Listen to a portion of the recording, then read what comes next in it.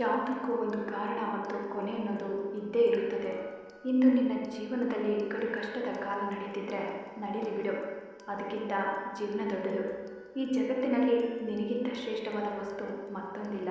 ಆದರೆ ನಾಟಕ ಆಡ್ತೀವಿ ಅಂತಾರೆ, ನಕ್ಕರೆ ನೋವೇ ಇಲ್ಲ ಅಂತಾರೆ, ಮೌನವಾಗಿದ್ದರೆ ತಪ್ಪೊಪ್ಕೊಂಡಿದ್ದೇವೆ ಅಂತಾರೆ, ಮಾತಾಡಿದರೆ ಕೆಟ್ಟವರು ಅಂತಾರೆ, ಮಾತಾಡದೇ ಇದ್ದರೆ ಅಹಂಕಾರ ಅಂತಾರೆ, ಬದುಕಿದ್ರೆ ಯಾವಾಗ ಸಾಯ್ತಾರೋ ಅಂತಾರೆ, ಸತ್ತರೆ ಅಯ್ಯೋ ಪಾಪ ಅಂತಾರೆ. ನೀನೇನೇ ಮಾಡು ಬಿಡು ಅನ್ನೋದಂತೂ ಅಂತೆ ಅಂತಾರೆ.